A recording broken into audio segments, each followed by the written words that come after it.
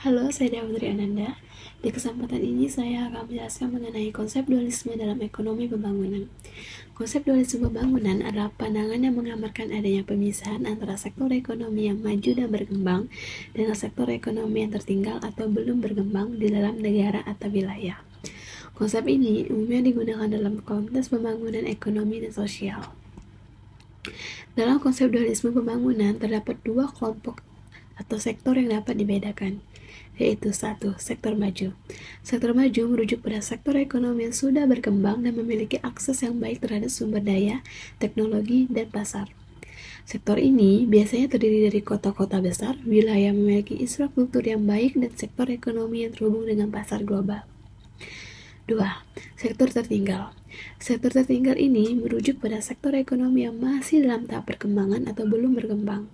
Sektor ini biasanya terdiri dari daerah pedesaan, wilayah yang terpencil, dan sektor ekonomi yang tidak terhubung dengan pasar global. Dalam konsep dualisme pembangunan, terdapat ketimpangan antara sektor maju dan tertinggal yang dapat mempengaruhi pembangunan ekonomi dan sosial di dalam suatu negara atau wilayah. Pada umumnya, sektor maju cenderung menerima lebih banyak investasi, sumber daya, dan dukungan dari pemerintah. Sementara, sektor tertinggal seringkali ditinggalkan dan mengalami kesulitan dalam mengakses sumber daya dan kesempatan pembangunan.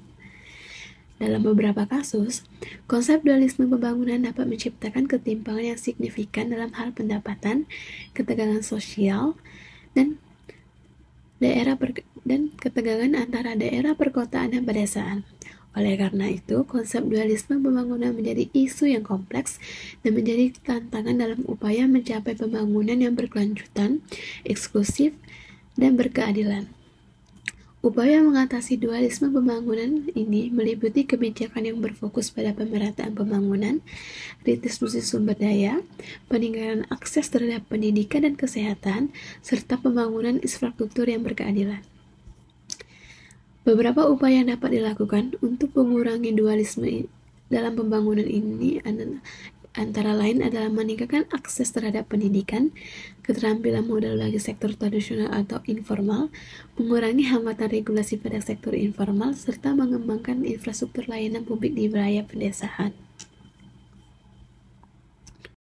Baiklah, saya Devina Safidela. Baiklah, selanjutnya materi yang akan saya jelaskan yaitu mengenai dualisme teknologi. Awal mula dualisme berasal dari perbedaan teknologi antara sektor modern dan sektor tradisional. Dan menurut Huygens, teknologi impor yang digunakan dalam sektor modern bersifat hemat tenaga kerja atau labor saving, sehingga modal lebih banyak digunakan.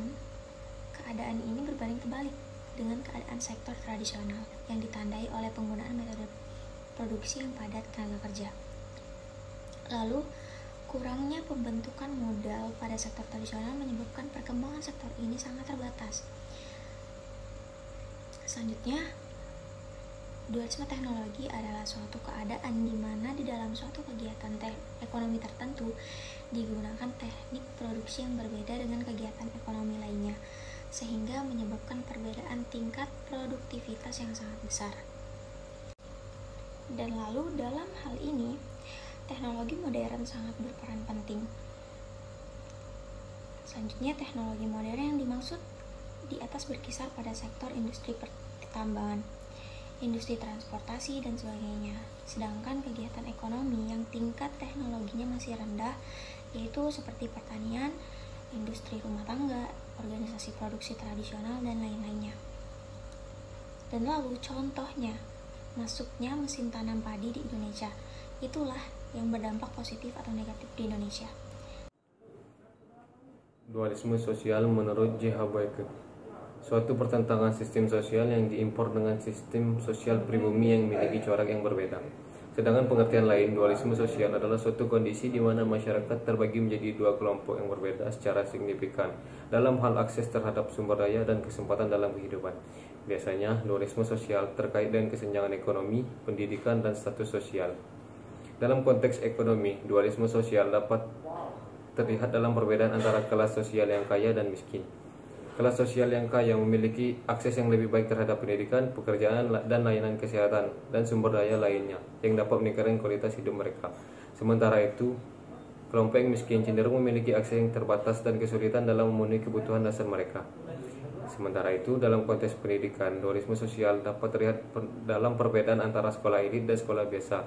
Sekolah elit memiliki standar pendidikan yang lebih tinggi, sarana dan prasarana yang lebih baik, serta staf pengajar yang lebih berkualitas. Sementara itu, sekolah biasa cenderung mendapatkan perhatian yang sama dari pemerintah, sehingga kualitas pendidikan mereka yang dapat jauh lebih rendah. Dualisme sosial dapat terjadi karena adanya ketidakadilan sosial dan ekonomi seperti ketimpangan pendapatan dan kesempatan, rasisme, seksisme, diskriminasi, dan marginalisasi kelompok minoritas. Selain itu, dualisme sosial juga dapat disebabkan oleh perbedaan dalam sistem nilai, kepercayaan, dan budaya antara kelompok-kelompok yang berbeda. Dampak dualisme sosial sangat merugikan bagi masyarakat karena menyebabkan ketidakstabilan sosial, ketidakadilan konflik, dan kekerasan. Oleh karena itu, penting untuk mengatasi dualisme sosial dalam mempromosikan kesetaraan, keadilan, dan integrasi antara kelompok-kelompok yang berbeda. Ketika terjadi dualisme sosial, kesenjangan sosial dan ekonomi dapat semakin memburuk seiring waktu. Kelompok yang lebih terpencil dan tidak berdaya dapat semakin tertinggal dari kelompok yang lebih berkuasa dan berpengaruh. Oleh karena itu, perlu adanya upaya untuk memperkecil kesenjangan antara kelompok-kelompok yang berbeda dan mempromosikan inklusivitas sosial dan ekonomi. Baiklah teman-teman, sekian, terima kasih.